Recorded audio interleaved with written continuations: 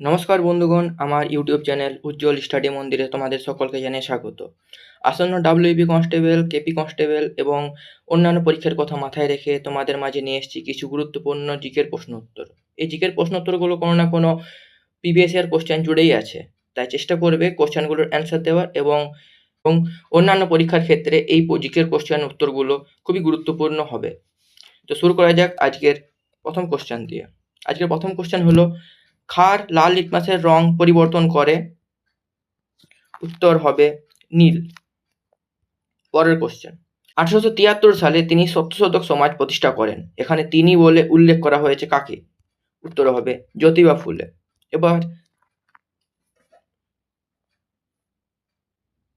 এবার অপশনগুলো সম্বন্ধে কিছু জানা যাক। যেমন জ্যোতিবা ফুলে, পুরো নাম জ্যোতিরাও গোবিন্দরাও ফুলে, অন্যান্য নাম মহাত্মা ফুলে, পত্নী সাবিত্রীবাই ফুলে, পিতা গোবিন্দরাও ফুলে। জ্যোতিবা ফুলে 1873 সালে সত্যশোধক সমাজ প্রতিষ্ঠা করেন। 1888 সালে তিনি মহাত্মা গান্ধী উপাধিতে সম্মানিত হন। তিনি 1848 সালের আগস্টে ভারতে মেয়েদের জন্য প্রথম স্কুল তৈরি করেন। 1877 সালে ভিক্টোরিয়া অনাথ আশ্রম প্রতিষ্ঠা হয়েছে। তিনি তার গোলামগিরি উপন্যাসটি আমেরিকায় আফ্রিকান আমেরিকানদের উৎসর্গ করেছিলেন। গোপাল হরি দেশমুখ, গোপাল হরি দেশমুখ ছিলেন একজন ভারতীয় কর্মী, সমাজ সংস্কারক, চিন্তাবিদ এবং মহারাষ্ট্রের লেখক। তার অন্যান্য নাম লোহিতবাদী এবং রাও বাহাদুর। তার লেখা কিছু গুরুত্বপূর্ণ বই হলো পানিপথের যুদ্ধ, জাতিভেদ, লঙ্কেচ্ছা ইতিহাস, কলিযুগ। পরের কোশ্চেন, দেবপ্রয়াগে ভাগীরথী যোগ দেয়। উত্তর হবে অলকনন্দা। এবার অপশনগুলো সম্বন্ধে কিছু জানা যাক। যেমন দেবপ্রয়াগ, এটি অলকনন্দা নদীর পঞ্চপ্রয়াগ মানে 5টি সঙ্গমস্থল এর একটি, যেখানে অলকনন্দা ও ভাগীরথী নদী মিলিত হয়েছে এবং গঙ্গা নাম নিয়েছে। পৌরাণিক কাহিনী অনুসারে এই সঙ্গমের নামে সম্পর্কিত আরেকটি নদী রয়েছে যার নাম সরস্বতী, যার উৎপত্তি বদ্রীনাথের মানা গ্রাম থেকে। বিষ্ণুপ্রয়াগ ভারতে অলকনন্দা ও ধলিগঙ্গা সঙ্গমস্থল। নন্দপ্রয়াগ অলকনন্দা মন্দাকিনীর সঙ্গমস্থল। কর্ণপ্রয়াগ বদ্রীনাথ যাওয়ার পথে অবস্থিত দুটি পবিত্র নদী অলকনন্দা ও পিণ্ডারের সঙ্গমস্থল। রুদ্রপ্রয়াগ অলকনন্দা ও মন্দাকিনী নদীর সঙ্গমস্থল। পরের কোশ্চেন, 30 এপ্রিল 2022 সালে সেনাপ্রধান হিসাবে দায়িত্ব গ্রহণ করেন কে? উত্তর হবে মনোজ পান্ডে। এবার বাকি অপশনগুলো সম্বন্ধে জানা যাক। যেমন মনোজ মুকুন্দ নারভানে ভারতীয় সেনাবাহিনীর প্রাক্তন সেনাপ্রধান ছিলেন। বিনীত যোশী বর্তমানে মণিপুরের মুখ্য সচিব। নিতিন প্রাঞ্জাপে ইউনিলিভারের বর্তমান চিফ ট্রান্সফরমেশন অফিসার এবং চিফ পিপল অফিসার। পরের কোশ্চেন, ভারতের অভ্যন্তরীণ জলপথের উন্নয়ন, রক্ষণাবেক্ষণ এবং ব্যবস্থাপনা কে দেখেন? উত্তর হবে ভারতের অভ্যন্তরীণ জলপথ কর্তৃপক্ষ। এবার বাকি যে অপশনগুলো আছে, the inland waterways authority of India, শর্টকাটে IWAI, প্রতিষ্ঠা সাল 1986, চেয়ারম্যান সঞ্জয় বন্দ্যোপাধ্যায়, হেডকোয়ার্টার হলো Noida, Uttar Pradesh. Steel authority of India, প্রতিষ্ঠা সাল 1954, হেডকোয়ার্টার হলো নিউ দিল্লি, ইন্ডিয়ার। চেয়ারম্যান হলো Abanindra Prakash. National highway authority of India, 1908 সালে প্রতিষ্ঠা সাল, হেডকোয়ার্টার দিল্লি, চেয়ারম্যান হলো Santosh Kumar Yadav. Airport authority of India, প্রতিষ্ঠা সাল হলো 1995, headquarter new Delhi, chairman Sanjeev Kumar. নিম্নলিখিত রাজনীতিবিদদের মধ্যে কে 2022 সালের জুলাই মাসে ভারতের রাষ্ট্রপতি হন? উত্তর হবে দ্রৌপদী মুর্মু।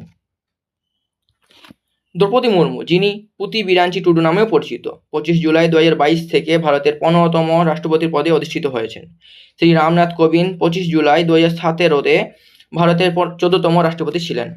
পরের কোশ্চেন, ব্যক্তিগত নিষ্পত্তিযোগ্য আয় হলো অর্থ যা আয়করের জন্য অ্যাকাউন্টিংয়ের পরে পরিবারের খরচ এবং ব্যয়ের জন্য উপলব্ধ। এদের মধ্যে এই অপশনগুলোর মধ্যে কোনটি হবে এর সঠিক উত্তর? সেটা হলো সঞ্চয় বা সেভিংস।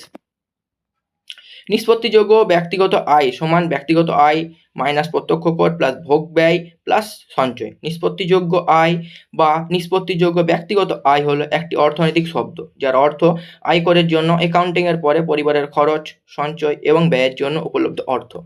পরের কোশ্চেন,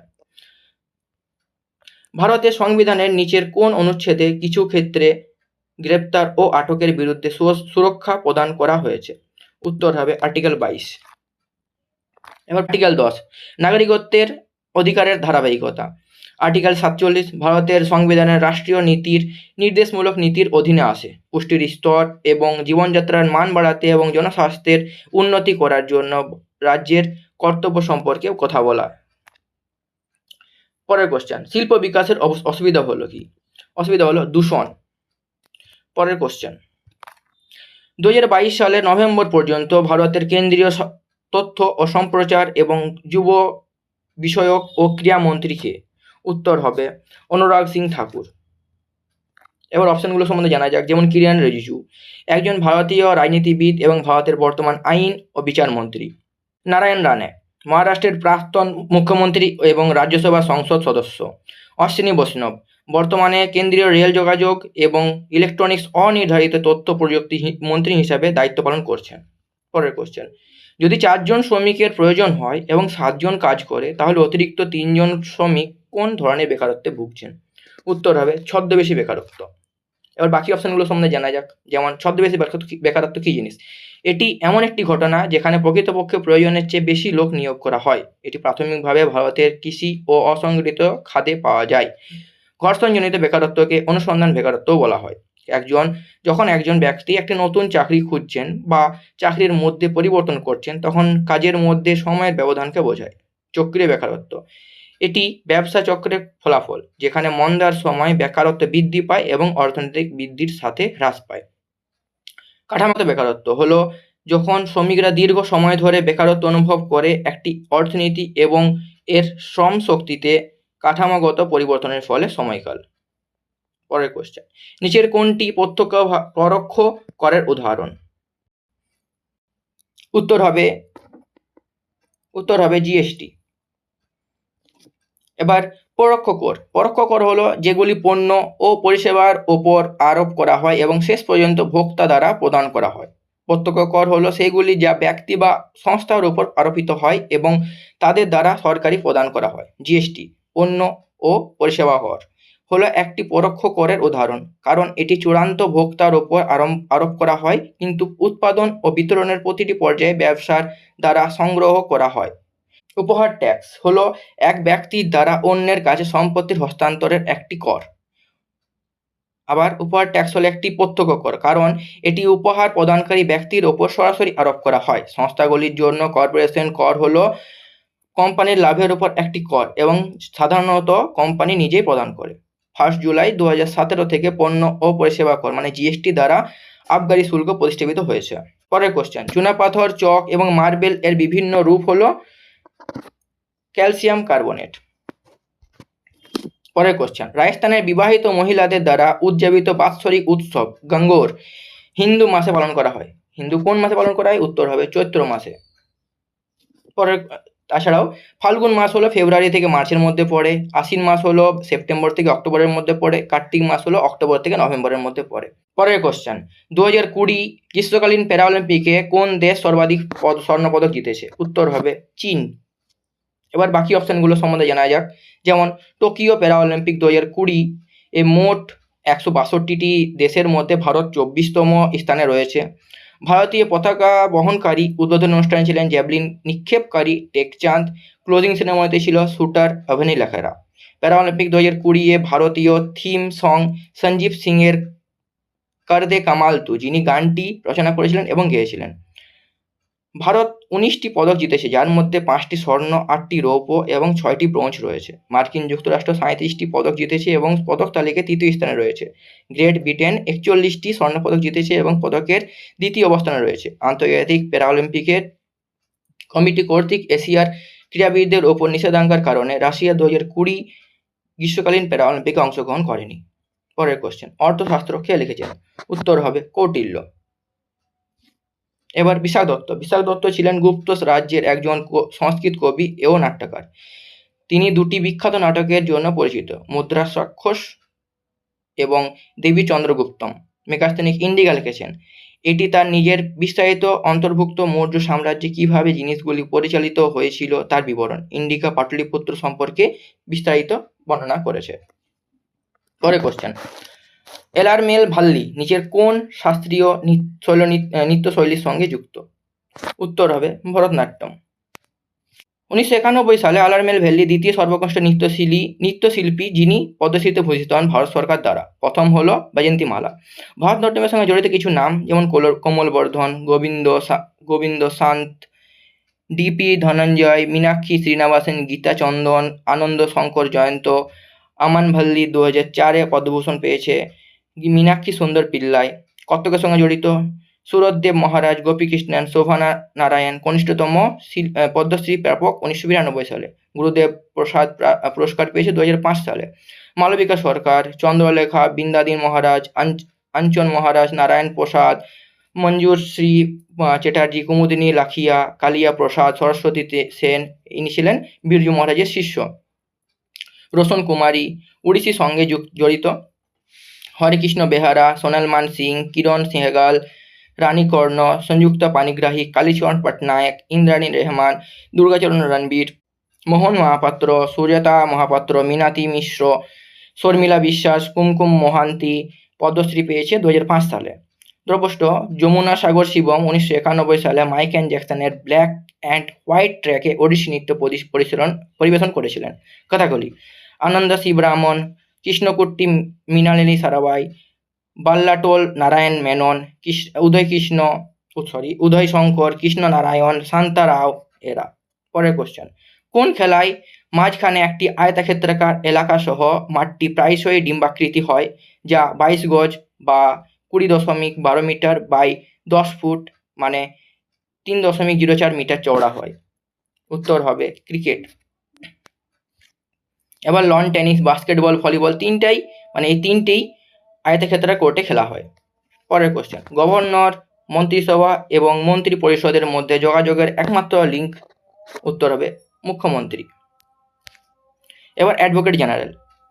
ভারতীয় সংবিধানে 165 অনুচ্ছেদ রাজ্যের অ্যাডভোকেট জেনারেলের অফিসের সঙ্গে সম্পর্কিত। তিনি রাজ্যের সর্বোচ্চ আইন কর্মকর্তা। অ্যাডভোকেট জেনারেলের নিয়োগ গভর্নর দ্বারা হয়।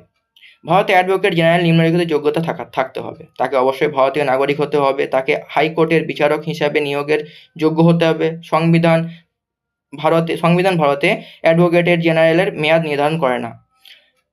রাজ্যের অ্যাডভোকেট জেনারেলকে অপসারণ প্রক্রিয়া এবং ন্যায্যতা সংবিধানে পাওয়া যায় না। গভর্নরের যে কোনো সময় তাকে অপসারণের অধিকার রয়েছে। এবার মুখ্যমন্ত্রী। ভারতীয় সংবিধানের আর্টিকেল 163, 64 এবং 67 মুখ্যমন্ত্রীর সঙ্গে সম্পর্কিত। আর্টিকেল 163 মন্ত্রী পরিষদ গভর্নরকে পরামর্শ দেয় এবং সহায়তা করে। আর্টিকেল 164 রাজ্যপাল মুখ্যমন্ত্রী এবং অন্যান্য মন্ত্রীদের নিয়োগ করেন, তবে শুধুমাত্র মুখ্যমন্ত্রীর পরামর্শের পরে। আর্টিকেল 167 রাজ্যপালের কাছে তথ্য পাঠানো সহ মুখ্যমন্ত্রীর দায়িত্বগুলি বর্ণনা করে। প্রধান নির্বাচন কমিশনার। ভারতীয় সংবিধানের পার্ট 15 এর সঙ্গে সম্পর্কিত। নির্বাচন কমিশন ভারতের অধীনে 25 জানুয়ারি 1950 সালে প্রতিষ্ঠিত হয়। এটি রাষ্ট্রপতি কর্তৃক নিযুক্ত। ভারতের সংবিধান 324 থেকে 329 আর্টিকেল সাথে সম্পর্কিত। মেয়াদ 6 বছর বা 65 বছর। ভারতের সুপ্রিম কোর্টের বিচারকদের সমান মর্যাদা পায় এবং বেতন পায়। প্রধান নির্বাচন কমিশনারকে সংসদ কর্তৃক পদ থেকে অপসারণ করা যেতে পারে, একইভাবে সুপ্রিম কোর্টের বিচারপতির মতোই। সুকুমার সেন ছিলেন প্রথম প্রধান নির্বাচন কমিশনার। প্রথম মহিলা প্রধান নির্বাচন কমিশনার ছিলেন VS রামাদেবী। বর্তমানে প্রধান নির্বাচন কমিশনার রয়েছেন রাজীব কুমার। এবার নির্বাচন কমিশন সম্পর্কিত আর্টিকেল 324। নির্বাচন কমিশন প্রতিষ্ঠা: 25 ধর্ম, বর্ণ, লিঙ্গ এবং বর্ণের উপর ভিত্তি করে কোনো ব্যক্তি ভোটার তালিকার অন্তর্ভুক্তির জন্য অযোগ্য নয় এবং কোনো নির্দিষ্ট ভোটার তালিকায় অন্তর্ভুক্ত হওয়ার দাবি করে না। 326 প্রাপ্তবয়স্ক ভোটাধিকার বিধান, লোকসভা এবং রাজ্যসভা। 327 বিধানসভা নির্বাচনের জন্য সংসদের ক্ষমতা। 328 একটি রাজ্য বিধানসভার ক্ষমতা সেই বিধানসভার জন্য নির্বাচকদের জন্য প্রদান করা। আর্টিকেল 329 নির্বাচনী বিষয়ে আদালতের হস্তক্ষেপ নিষিদ্ধ। পরের কোশ্চেন: CV চন্দ্রশেখরকে তার অবদানের জন্য পদ্মবিভূষণে বিভূষিত করা হয়েছিল। তিনি কোন নৃত্যের সঙ্গে যুক্ত? উত্তর হবে ভরতনাট্যম। ভরতনাট্যম দেবদাসী সংস্কৃতির সঙ্গে যুক্ত। ভারতীয় শাস্ত্রীয় নৃত্যের একটি প্রধান রূপ যা তামিলনাড়ুতে উদ্ভূত হয়েছে। দ্বিতীয় সোমেশ্বর রচিত কন্নড় পাঠ্য মনসোল্লাসাতেও নৃত্যের ধরনটি উল্লেখ করা হয়েছে। কুচিপুড়ি বা কাঞ্চিপুরি। এর সঙ্গে জড়িত কিছু নাম যেমন ইয়ামিনী কৃষ্ণমূর্তি, লক্ষ্মীনারায়ণ শাস্ত্রী, ভেমপতি চিন্না সত্যম তামিলনাড়ু থেকে বিলং করে এবং পদ্মশ্রী পেয়েছে 1998 সালে। সঙ্গীত নাটক একাডেমি পেয়েছে 1967 সালে। হালিম খান, অপর্ণা সতীশান, বেদান্তম সত্যনারায়ণ এবার মণিপুরের সঙ্গে যুক্ত কিছু নাম: নয়না জাভিরি, সুবর্ণা জাভিরি, রঞ্জনা জাভিরি, দর্শনা জাভিরি। এরা চারজনকে বলা হয় একসঙ্গে জাভিরি সিস্টার্স। গুরু আমলি সিং, নলকুমার সিং, এল বিনো দেবী, চারু মাথুর, সবিতা মেহতা, কলাবতী দেবী, বিম্বাবতী, নির্মলা মেহতা, রাজকুমার সিং, জিৎ সিং, গুরু নীলেশ্বর মুখার্জি।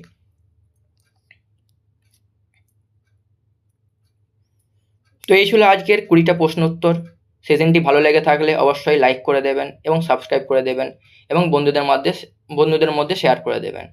তাহলে আজ পর্যন্ত এইটাই। দেখা হচ্ছে পরের ভিডিওতে। নমস্কার।